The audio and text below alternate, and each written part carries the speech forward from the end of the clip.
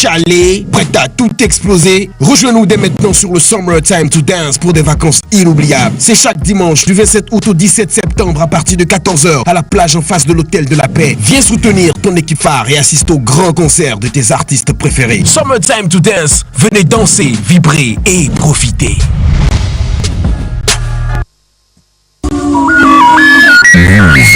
No limit. Éternel, bénissez le Togo et de ses enfants les conducteurs. Togolais, fait monter de partout des clameurs à la gloire de notre cher Togo.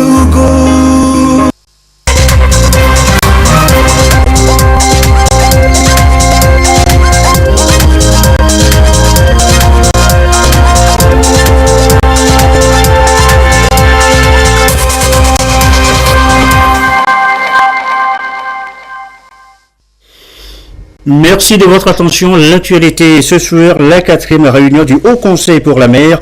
Les communications portées sur l'économie bleue, une promesse de croissance durable au Togo.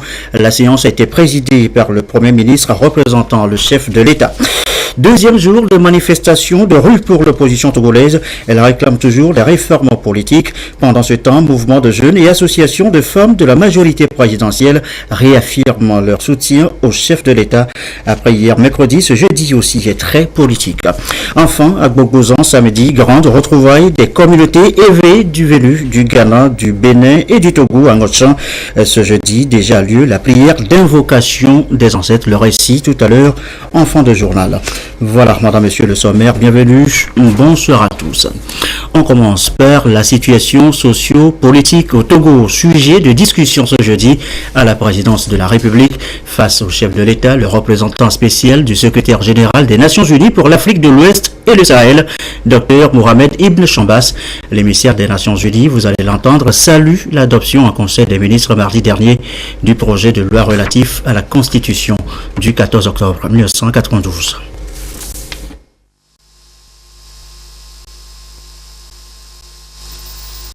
Le président de la République, son Excellence, M. Foya Singbe, m'a fait l'honneur de me recevoir en audience aujourd'hui. Au cours de notre entretien, nous avons discuté des derniers développements politiques au Togo. J'ai félicité le président pour l'adoption en Conseil des ministres d'un avant-projet de loi sur la réforme de clauses de la Constitution relative au nombre de mandats présidentiels et au mode de scrutin, pour lequel l'Assemblée nationale sera convoquée. Le président de la République m'a assuré de sa bonne disposition de s'engager avec toutes les parties prenantes de manière constructive. J'ai également rencontré le leader de l'opposition que j'ai félicité pour le caractère pacifique des manifestations en cours. Je l'ai encouragé à s'investir dans des discussions avec le gouvernement pour faire avancer l'agenda des réformes de manière définitive. Je reste persuadé que tous les partis souhaitent aller de l'avant sur les réformes par le dialogue et la concertation dans un cadre républicain afin de parvenir à un consensus pour répondre aux attentes légitimes du peuple togolais. Dans le même temps, je l'ai invité à préserver la paix et la sécurité qui constituent désormais des atouts précieux en Afrique de l'Ouest. Au vu de la situation sécuritaire dans notre sous-région, et le Togo a su préserver ses atouts jusqu'au présent. Dans ce contexte, je voudrais rappeler la collaboration active du système des Nations Unies avec le gouvernement, les partis politiques et les sociétés civiles en préparation aux importantes échéances électorales prévues pour l'année prochaine, notamment les élections locales et législatives. J'ai saisi cette occasion pour réaffirmer une fois de plus la disposition des Nations Unies à œuvrer avec les Togolais à organiser des élections apaisées, participatives et crédibles dans l'année 2018. Voilà la déclaration de Mohamed Ibn Chambas, représentant des Nations Unies, donc à Lomé. La situation sociopolitique évoquée encore ce soir dans le courant de cette édition, ce sera dans un instant. Nous vous l'annoncions tout à l'heure, la 4e réunion annuelle du Haut Conseil pour la mer, en toile de fond, l'économie bleue, une promesse de croissance durable pour le Togo. Thème de discussion donc de cette rencontre présidée, je vous le rappelle, par le Premier ministre. Représentant le chef de l'État, nous reviendrons sur le sujet tout à l'heure dans le courant toujours de cette édition. Autre réunion, le forum sur la révolution verte en Afrique. C'est à Abidjan, cette fois-ci en Côte d'Ivoire. Il est question ici de trouver des mécanismes de promotion de l'agriculture sur le continent et d'en faire un véritable levier de développement. Le Premier ministre, comme Selom Klassou, a pris part aux travaux. Le compte-rendu de Isidore Koubatine.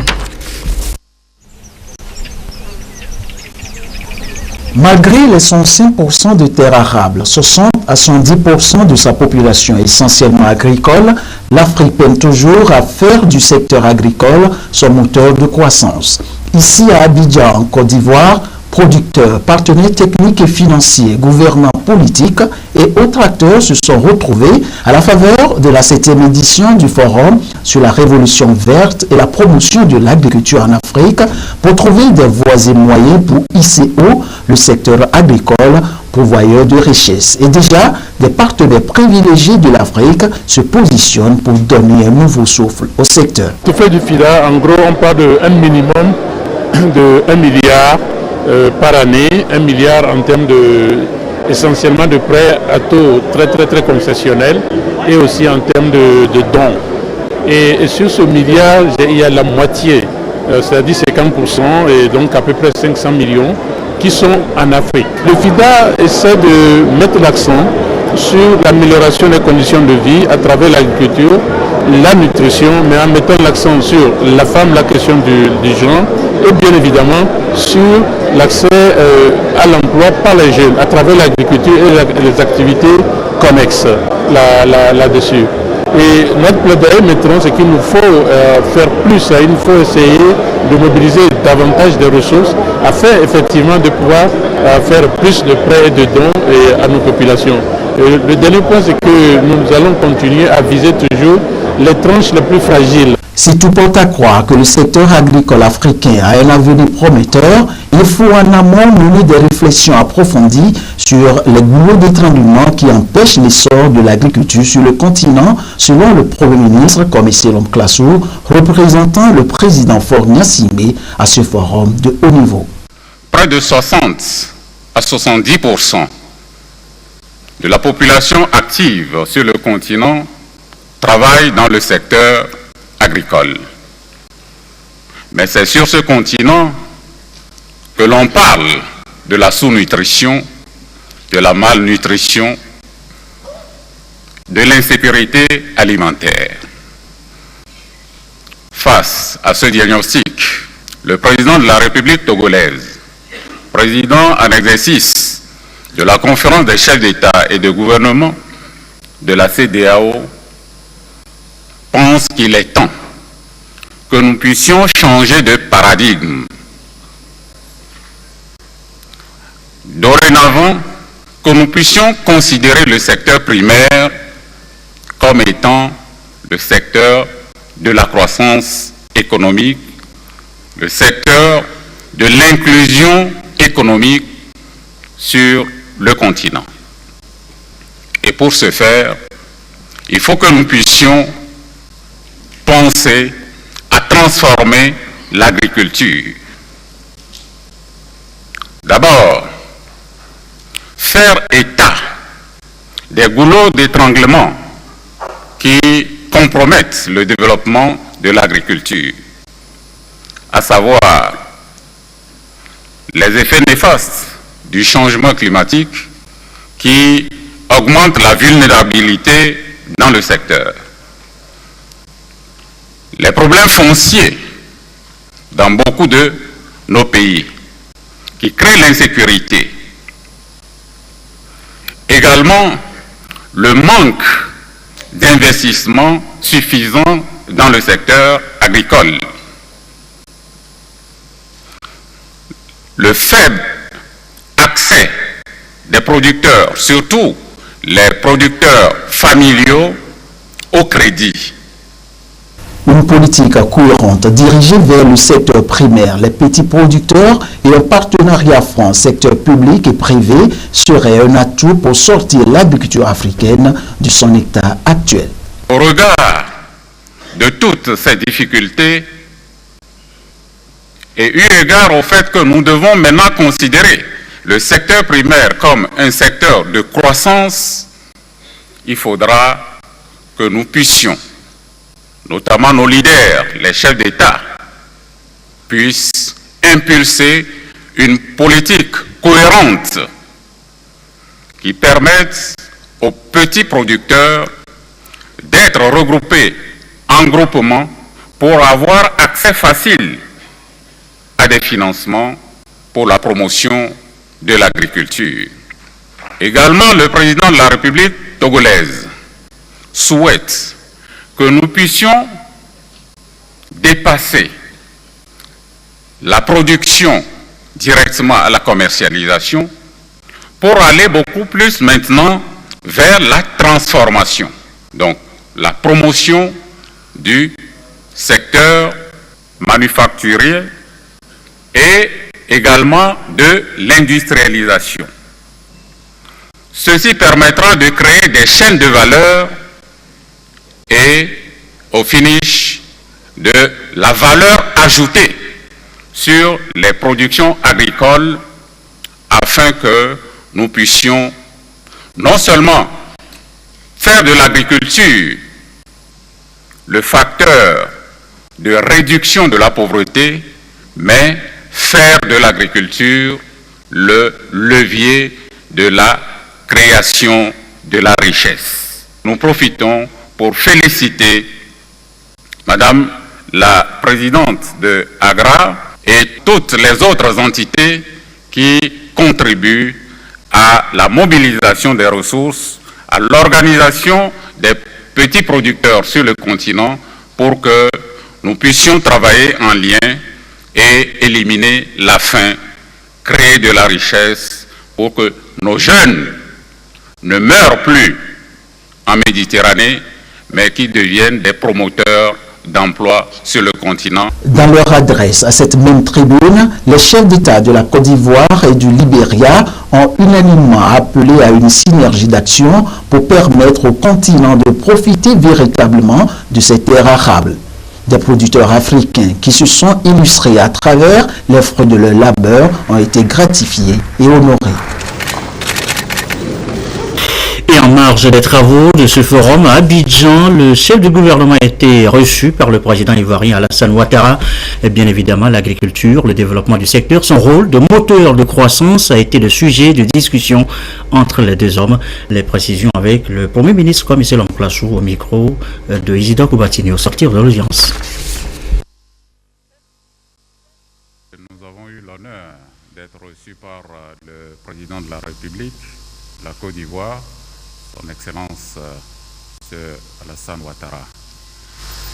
Et d'abord, nous avons eu à remercier et féliciter le président de la République pour la parfaite organisation de la 7e édition du Forum de l'Alliance de la Révolution verte. On n'est pas sans savoir, et ça a été rappelé aujourd'hui abondamment, que sur le continent africain, à peu près 60 voire 70% de la population active travaille dans le secteur agricole. Et malheureusement, c'est sur ce continent où l'on parle de l'insécurité alimentaire.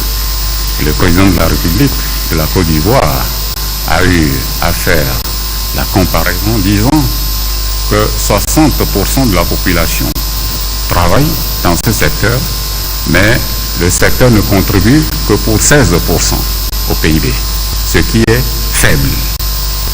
Comment promouvoir une croissance du rendement et de la productivité?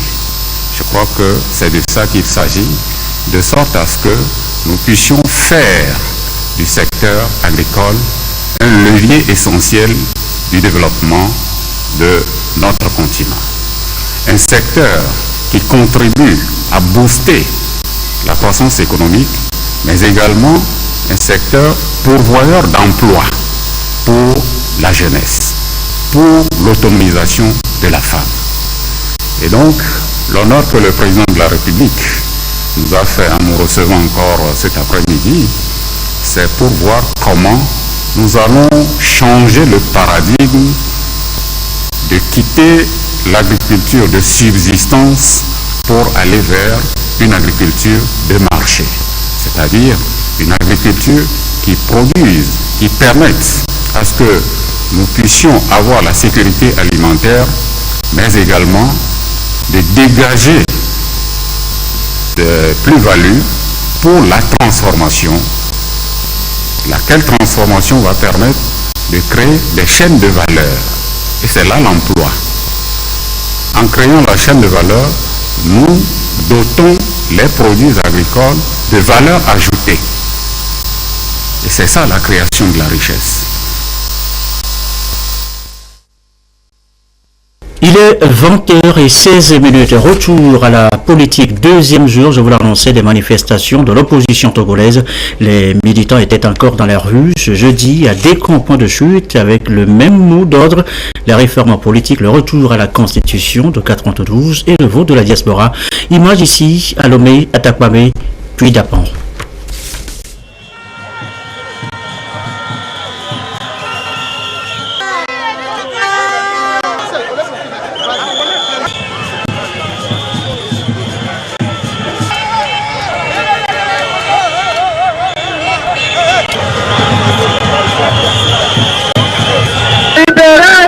On reste là pour donner force à notre revendication principale qui est le retour à la constitution originale de 92. Nous avons demandé le retour à la constitution originelle du 14 octobre 1992. Et c'est ça que nous voulons.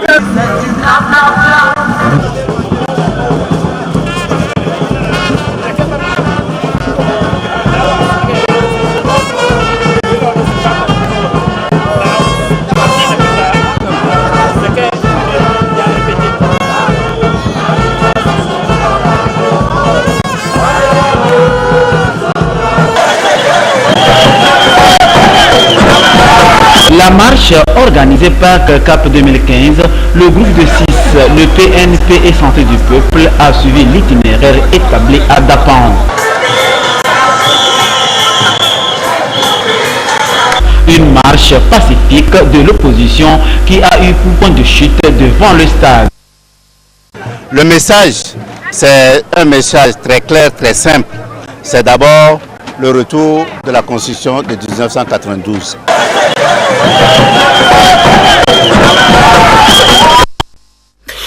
Et pendant ce temps, les jeunes des associations et mouvements de la majorité présidentielle tenaient aussi meeting sur le terrain Forever. Ils ont une fois encore apporté leur soutien à la politique de paix et de cohésion sociale du président Faure Gnassingbé. Le reportage de Sonia Amenipou. Un Togo uni et apaisé, c'est l'aspiration des militants et sympathisants du parti Union pour la République, regroupés dans le collectif de mouvements et associations de la majorité présidentielle. Ils sont ici pour un meeting en faveur de la cohésion sociale.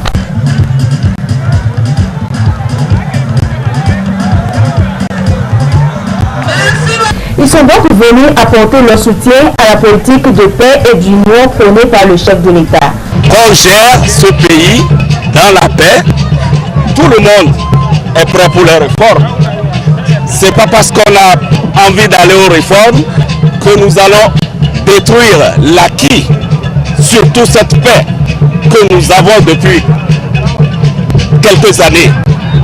Nous demandons tout simplement à nos frères de venir, qu'on discute et qu'on aille vraiment à la paix.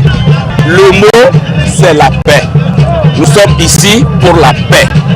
Aussi bien l'opposition que le pouvoir, tous les deux groupes sont prêts à aller vers la réforme. Donc nous allons penser à nos chers parents, à nos chers enfants et discuter et garantir la paix. À travers cette célébration de la paix, la jeunesse appelle chaque acteur de la vie nationale à œuvrer pour la préservation de la paix au Togo, gage d'un développement durable.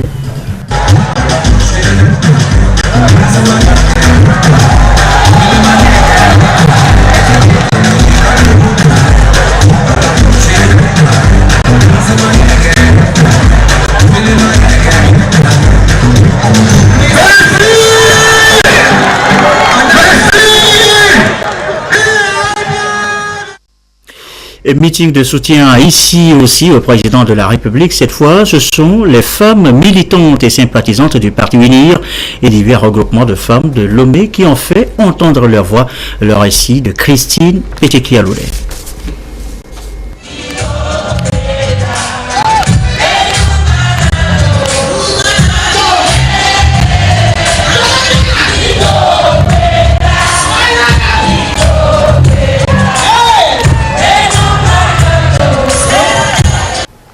Mobilisation des femmes militantes et sympathisantes du Parti Union pour la République UNIR. Elles viennent de diverses associations de femmes. Elles sont ici pour témoigner leur soutien au président de la République, Faure Ssemanga Singbe, pour toutes les actions en faveur du développement du Togo. Autre message à l'endroit de ces femmes, la nécessité de préserver le climat de paix et de sécurité au Togo. Toutes les femmes confondues, nous nous sommes rassemblées pour parler à nos concitoyens de la paix si chèrement acquise et que nous devons protéger. Nous les avons mobilisés et nous sommes ici pour leur parler. On n'a fait que réintégrer notre soutien au président de la République pour qu'il puisse garder cette paix qui nous offre. Aucune œuvre ne peut être bâtie dans l'instabilité et le désordre. Les artistes Pondi Sissé, Santi Dorine, Gogoligo, Patapa et bien d'autres à travers leurs prestations ont remercié Dieu pour son accompagnement et invité les jeunes à œuvrer pour la promotion des valeurs civiques et citoyennes afin d'accompagner le président de la République à poursuivre les différents chantiers engagés pour le bonheur du peuple togolais.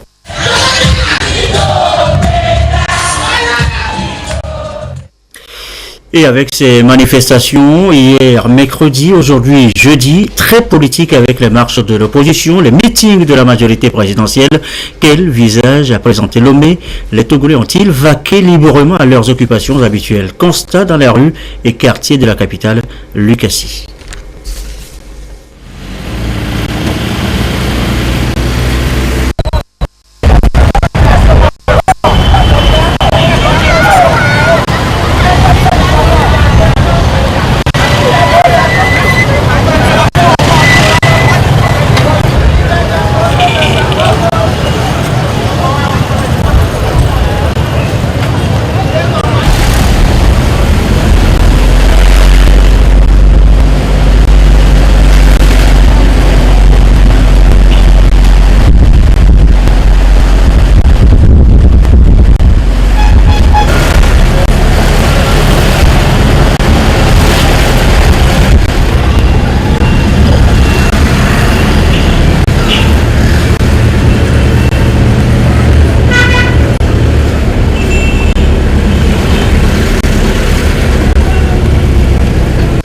Particuliers, commerçants et artisans entre autres vaquent tous librement comme à l'accoutumée à leurs occupations respectives dans la quiétude et la sérénité. que ce soit au carrefour de Caen, au grand marché de Lomé et dans les zones d'intense activité économique et commerciale, l'affluence est celle des jours ordinaires.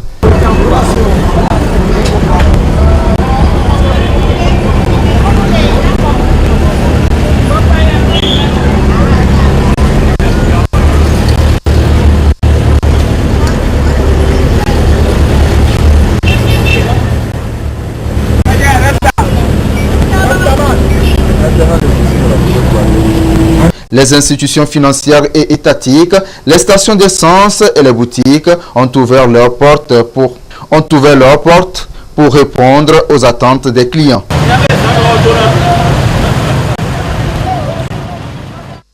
Autre sujet évoqué, les entreprises togolaises face aux défis des nouvelles technologies numériques. Comment s'y prendre pour faire fleurir leur écosystème et participer à l'inclusion financière?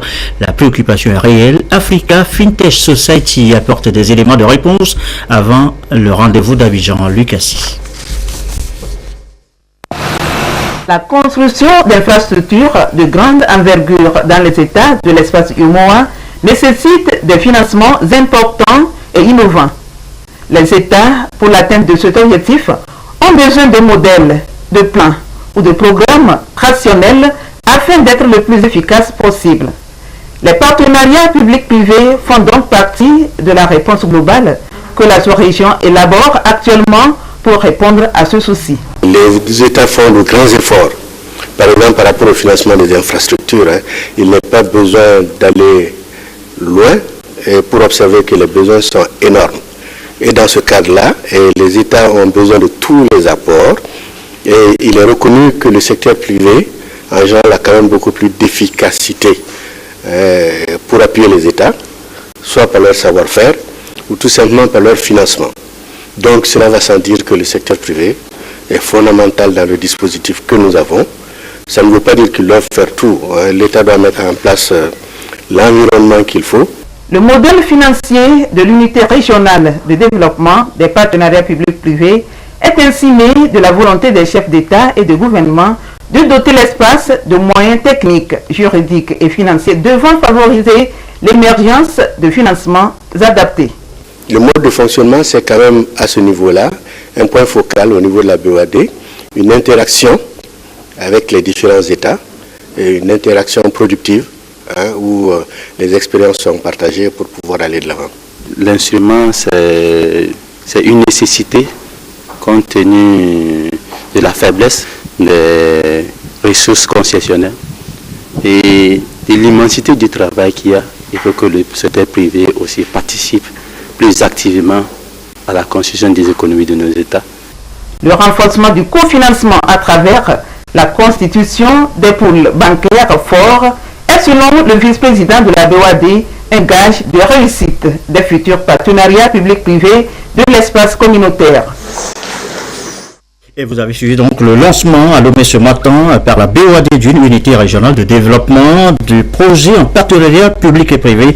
Elle couvre bien entendu, vous l'avez écouté, l'unité l'espace UEMOA. Retour, disait tout à l'heure, sur les entreprises togolaises qui font face aux défis des nouvelles technologies numériques. Comment s'y prendre pour faire fleurir leur écosystème et participer à l'inclusion financière? La préoccupation est réelle. Africa Fintech Society apporte des éléments de réponse avant le rendez-vous d'Abidjan. Lucassi.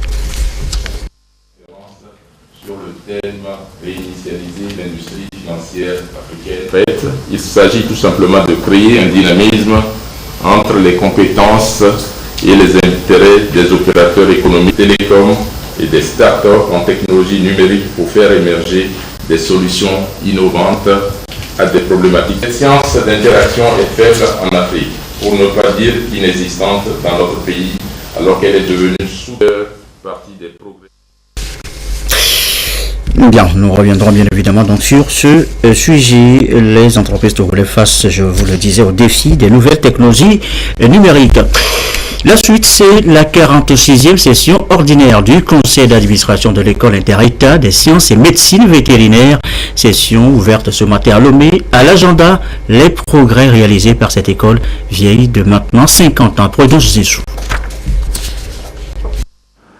Le conseil d'administration de l'école inter-État des sciences et médecine vétérinaire de Dakar définir de nouvelles orientations pour cette institution à Lomé. La 46e session ordinaire met l'accent sur les 50 ans de parcours de cet établissement régional d'enseignement supérieur qui a déjà formé 1500 docteurs vétérinaires de diverses nationalités. Au-delà des progrès enregistrés durant près d'un demi-siècle, l'institution fait face actuellement aux défis liés à la protection des animaux et même des hommes dans le contexte de changement climatique. D'où la nécessité d'adapter les offres de formation aux exigences de l'heure en adoptant un budget conséquent pour les prochaines activités de l'EUSMV. Il y a des résolutions qui vont dans le sens d'améliorer la qualité et la professionnalisation de nos enseignements, de manière à former des jeunes diplômés capables de l'auto-emploi, mais capables également de pouvoir couvrir les différents besoins des entreprises en cours dans les différents pays. Et donc, nous avons demandé à ce que le conseil d'administration nous accompagne à la mise en place d'un système assurance qualité pour pouvoir donc voir le niveau ou la qualité de formation que nous faisons. L'école s'inscrit aujourd'hui dans une démarche d'ouverture sur le reste du monde en renforçant les formations offertes aux apprenants. Un partenariat sera scellé avec VetAgroSup, une institution française spécialisée dans la formation d'ingénieurs en agronomie, de vétérinaires et d'inspecteurs en santé publique. On a identifié certains projets sur des domaines très concrets, comme par exemple la formation des vétérinaires officiels en matière de sécurité sanitaire des aliments, en matière de santé animale.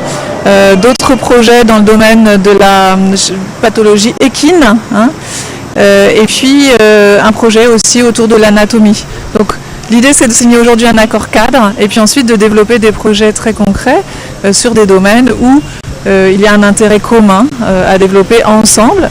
L'Afrique a besoin de former assez de vétérinaires et mobiliser d'importantes ressources pour protéger les animaux et enrayer les épizooties dès leur première apparition. La session va définir de nouvelles stratégies pour les actions concertées en vue de renforcer l'expertise de l'EUSMV dans ses États membres. L'accroissement des échanges intra- ou internationaux d'animaux et de produits dérivés et les mutations environnementales dues aux effets du changement climatique augmentent de manière dramatique les risques d'émergence et de diffusion de nouvelles pathologies, dont les animaux, tant sauvages que domestiques, sont à la fois les victimes et les vecteurs. Les impacts sur la vie humaine peuvent être donc catastrophiques et les récentes crises de la grippe aviaire et du virus Ebola l'ont montré à suffisance. Les entités de formation et de recherche, telles que l'EUSMV, ont dès lors une responsabilité majeure. Elles doivent contribuer à la formation du personnel qualifié, à même de répondre à l'accroissement des besoins de services vétérinaires en ressources humaines. Le Togo s'est réjoui de cette 46e session à Lomé qui constitue une nouvelle opportunité pour les agriculteurs et médecins vétérinaires. D'ailleurs, le pays dispose d'une politique de modernisation et de transformation de l'agriculture en mettant en exergue l'élevage et la promotion de la chaîne de valeur et des industries agroalimentaires à l'horizon 2030. Également dans l'actualité, ce rendez-vous à noter demain 8 septembre, le saviez-vous, c'est la journée internationale de l'alphabétisation, 51e édition. Le message cette année livré par la ministre de tutelle porte sur les défis et les opportunités liées à la promotion de l'alphabétisation aujourd'hui dans le monde numérique. Robert Potogui, Antoine Thomas pour les précisions. À une vitesse record, les technologies numériques modifient la façon dont les gens vivent, travaillent, apprennent et se socialisent. Elles offrent de nouvelles possibilités, notamment l'accès à l'information, à la gestion des connaissances et aux réseaux sociaux.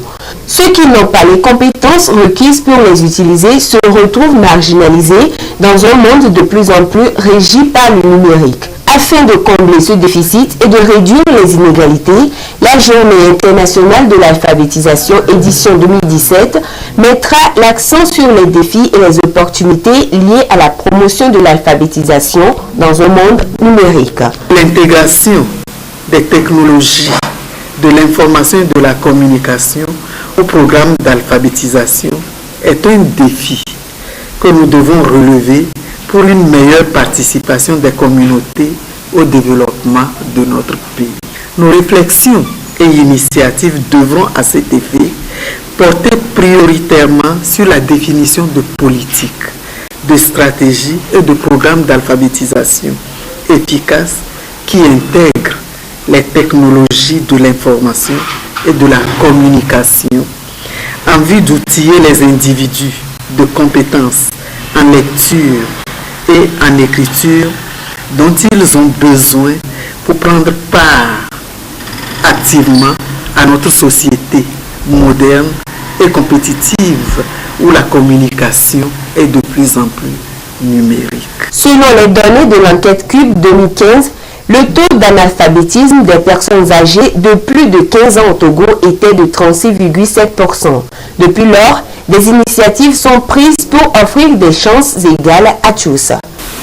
Nous en avons pour preuve les initiatives louables qui se prennent déjà dans les centres d'alphabétisation avec l'initiation des apprenants à l'utilisation des téléphones portables et des calculatrices.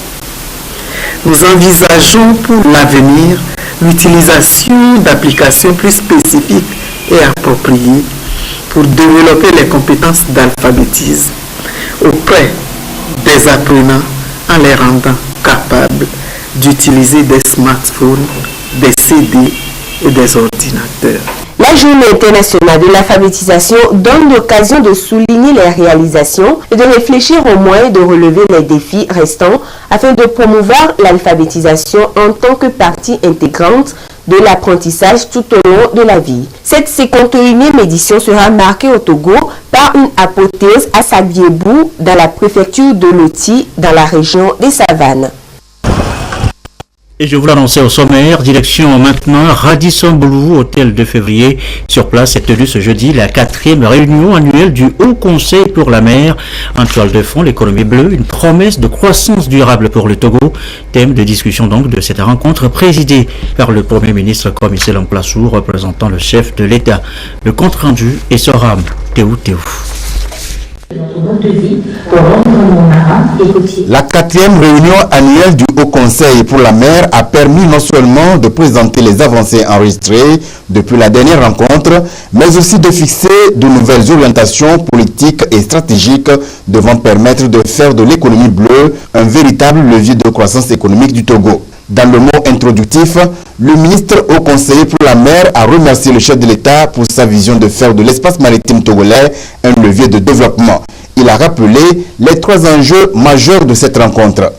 Excellence, Monsieur le Premier ministre, je voudrais vous charger d'exprimer à son Excellence, Monsieur le Président de la République, Faure Gnassingbé, toute notre gratitude et toute notre admiration pour la vision éclairée qu'il a de faire du secteur maritime togolais un espace sécurisé, un espace de développement durable, un espace de changement, ou plutôt une opportunité de changement transformationnel profond de notre économie en faveur du bien-être de tous nos concitoyens. Le secteur maritime togolais est en pleine croissance. On note notablement une amélioration de son cadre juridique et institutionnel. Ces instruments juridiques et institutionnels dédiés à notre espace maritime permettent de créer un cadre propice et fédérateur pour la mise en œuvre des politiques et stratégies de développement du pays à court, à moyen et à long terme, ayant pour point d'orgue le développement de l'économie maritime et côtière avec l'appui technique de nos partenaires financiers. Le rapport annuel de l'Organisation nationale des acteurs de l'économie maritime relève plusieurs acquis dans le secteur maritime. L'ONAM, au cours des 12 mois, a effectué, en résumé, les grands domaines des activités dans les grands domaines suivants. La gouvernance, l'économie, l'environnement marin, la sécurité et la sûreté maritime. Le préfet maritime a présenté la situation sécuritaire dans le golfe de Guinée, assortie de statistiques qui prouvent que les actes de piraterie sont en baisse graduelle depuis 2014. Un atout pour le port autonome de Lomé qui fait face à de nombreux défis. Le directeur de cette structure s'est appesanti là-dessus, citant entre autres défis la mise à jour et le développement des compétences et l'adaptation de l'environnement juridique aux différents domaines d'activité portuaire. Le Premier ministre, Commissaire Lomkwassou, représentant le chef de l'État, a donné les orientations suivantes. Le chef de l'État, par ma voix, dit avoir pris connaissance de toutes les préoccupations que vous avez exprimées et que cette année, les articulations et réflexions vont se faire autour de 4 points. D'abord, il nous invite à voir comment renforcer les liens entre l'économie bleue et les autres secteurs de notre économie nationale, tout en protégeant d'une manière durable nos ressources hydriques. En deux, comment optimiser la contribution de l'économie bleue à la croissance économique et ses retombées au moment où notre pays connaît une période de croissance. Je rappelle que depuis 2013, en moyenne, le taux de croissance au Togo est de 5% en moyenne. En 4, comment réduire les menaces anthropiques sur nos ressources en eau? Et enfin, comment réaliser chez nous, ici au Togo, l'objectif numéro 4 des objectifs du développement durable qui commande une préservation durable des mers et des océans. Voilà les 4 axes.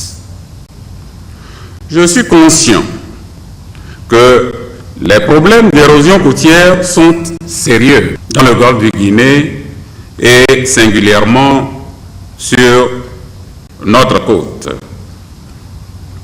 Cette érosion est à la fois due à des causes naturelles aggravées et à des facteurs anthropiques.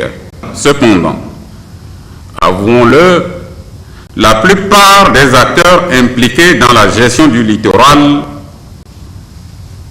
manquent de capacité en termes de compétences et d'équipements à acquérir, ainsi que de budget.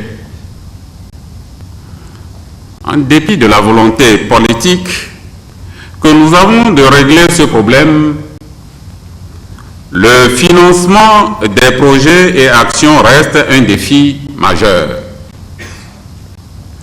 Je nourris l'espoir que les projets proposés dans le cadre du programme WACA, West African Coastal Area Programme, contribueront à développer une gestion cohérente de la zone côtière intégrée dans un cadre sous-régional, car le Togo à lui seul ne peut faire face à ce problème. J'exhorte donc immédiatement le ministre de l'Environnement et toutes les administrations impliquées dans la gestion du programme WACA à une action concertée avec le Bénin et le Ghana. J'attache du prix à une gestion rigoureuse et efficiente de ce programme. Je demande instamment au ministre de l'Environnement et au préfet maritime de mettre en place un système d'alerte précoce des marées exceptionnelles. Ce système devra être basé sur la surveillance, la communication en temps opportun et sur des capacités de réactivité en cas de marée exceptionnelle.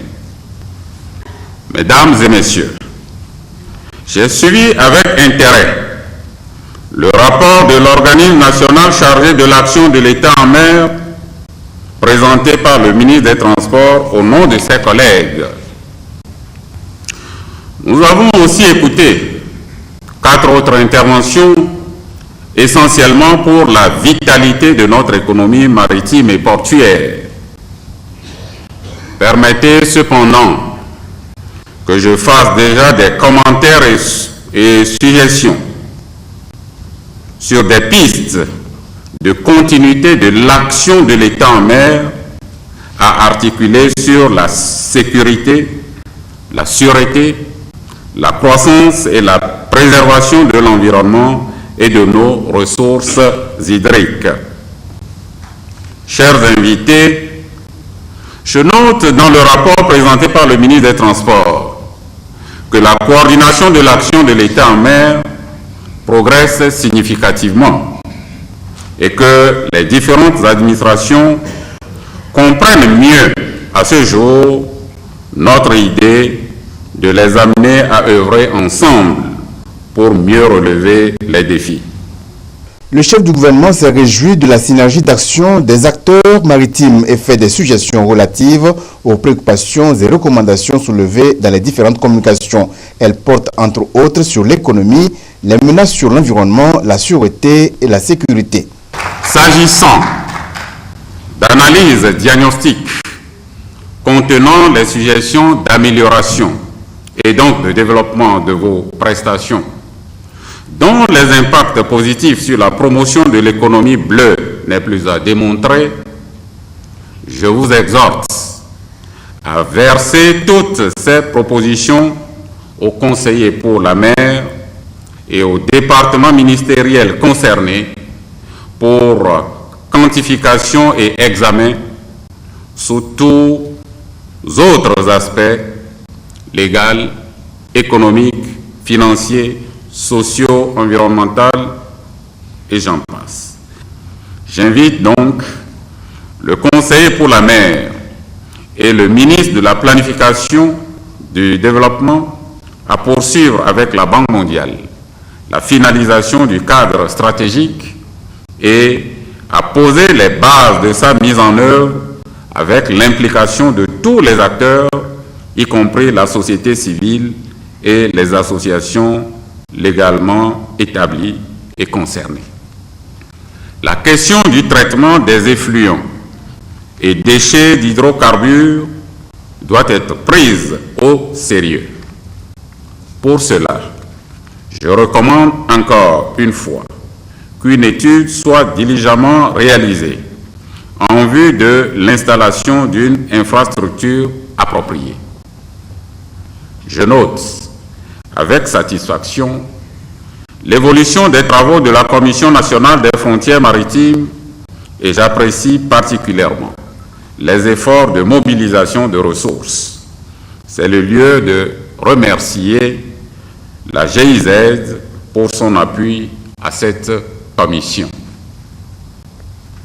Je recommande à nouveau au président de la Commission nationale des frontières maritimes du Togo que la date butoir de 2019 soit strictement respectée pour le dépôt du dossier définitif d'extension du plateau continental au-delà des 200 000 marins et la négociation des frontières maritimes avec les pays voisins et dans la concertation. C'est aussi le lieu pour moi d'adresser mes félicitations aux forces armées togolaises et en particulier à la Marine nationale, la Gendarmerie nationale, l'armée de l'air et à tous les acteurs de l'action de l'État en mer au Togo qui contribuent à la sécurisation de nos espaces maritimes. Mesdames et messieurs, comme vous le savez, aucune action de développement viable, durable et partagée ne peut se faire sans un climat de paix, de sécurité et de stabilité. Aussi, voudrais-je inviter tous les acteurs à privilégier ces valeurs cardinales afin de permettre à notre pays de réaliser pleinement son ambition de devenir un hub logistique dans la sous-région. Il s'agit de créer des chaînes de valeur synonymes de l'emploi décent pour notre jeunesse et l'autonomisation de la femme togolaise qui joue un rôle essentiel dans le développement du pays. La 4e réunion du Haut Conseil pour la mer a le mérite de connaître la gestation du Fonds bleu dont la note conceptuelle est présentée à l'assistance. Présents à cette rencontre, les partenaires du Togo, notamment la Banque mondiale, l'Égypte, la France, l'Union européenne et les États-Unis d'Amérique, s'engagent à soutenir le Togo dans la réalisation de cette vision qui hisse le Togo sur la voie de son émergence économique. Et je signale qu'un communiqué final a sanctionné cette 4e réunion du Haut Conseil pour la mer, communiqué sur lequel nous reviendrons demain dans nos éditions. Sans transition, sport, football, un seul mot de sport. Bonsoir Claude Amand pour ce traditionnel rendez-vous de la page des sports de chaque jeudi. On va parler de Bikenti Football Club de Bassère qui était face à la presse mardi dernier dans la capitale. Peut-on en savoir un peu plus avec vous? Il s'agissait pour ces derniers d'informer l'opinion sur la position du club suite à la sanction de la FTF lui interdisant toute activité liée au football. Jean Kofi est dédié. Bikenti de Bassar, le club de première division, ne digère pas la décision de la Fédération togolaise de football qui le suspend de toute activité qu'elle organise. Décision prise le 29 mai dernier suite à la rencontre de la dernière journée du championnat national de première division disputé le 28 mai. Un match que le club de Bassar avait remporté sur un score sans appel de 11-0 face à Maranatha de Fiokpo. Le club s'indigne contre la procédure de la FTF remettant en cause la décision de la chambre d'instruction qui a prononcé un non-lieu dans cette affaire. Nous sommes des hommes de principe. C'est pour cela que depuis là, nous allons doucement, nous voulons comprendre et que vraiment la position c'est que ça prenne fin et que le football reprenne, que le sport roi, le football reprenne dans notre pays et qu'on n'ouvre plus une autre brèche par rapport aux problèmes récurrents de notre football dans le pays. Je pense que le droit sera dit. Bikenti de Bassar ne compte pas rester les bras croisés s'il venait à être relégué en division inférieure. Bikenti est innocent de ce dont on l'accuse. Je suis perplexe et en colère parce que je ne comprends pas cette espèce d'acharnement aveugle. Nous voulons d'abord connaître les décisions qui seront rendues et on avisera en fonction des décisions. Mais pour l'instant, on n'est pas dans l'anticipation fiévreuse de quoi que ce soit. Nous sommes sereins. Nous allons nous battre avec tous les moyens légaux et nous utiliserons tous les instruments juridiques internationaux qui régissent le football. Dans l'espoir d'une décision qui le maintient en D1, le club poursuit ses préparatifs en vue d'une bonne saison 2017-2018. Et voilà donc pour Bikenti de Bassar, un rendez-vous annoncé assez rapidement. Disons quand même c'est une affaire à suivre. Donc Gerson, c'est l'essentiel pour l'actualité sportive d'aujourd'hui. Le temps de rappeler aux passionnés de la première ligue anglaise qui retrouveront Alfred Kolani et ses invités samedi à travers Direct Foot au menu Everton contre Tottenham. Merci beaucoup Claude Amand et à la prochaine. Dans la foulée, ce communiqué pour refermer cette édition, communiqué de la commission technique de gestion et de suivi de l'aide de l'État à la presse. Le président de la commission technique de gestion et de suivi de l'aide de l'État à la presse porte à la connaissance des responsables des organes de presse ayant postulé pour bénéficier de l'aide de l'État pour l'année 2016 que les résultats de l'analyse des demandes sur la base des critères d'éligibilité sont disponibles. Ils peuvent être consultés sur le site internet de la HAC, www.actogo.tg et au siège de la HAC à Akbalepé Dogan à partir de vendredi 8 septembre. septembre 2017. Toute réclamation relative aux pièces manquantes peut être immédiatement portée à la connaissance de la commission en vue d'une vérification. La réclamation sera reçue jusqu'au mercredi 13 septembre 2017 au plus tard. La commission technique compte sur la bonne compréhension et la collaboration des responsables des médias concernés afin de poursuivre le processus de sélection en toute transparence. Voilà qui met fin à cette édition du soir, cette édition du soir exceptionnellement longue ce soir, due à la densité justement de l'actualité. Merci à vous qui nous suivez ce soir sur la télévision togolaise et comme d'habitude, toujours fidèlement. Excellente soirée.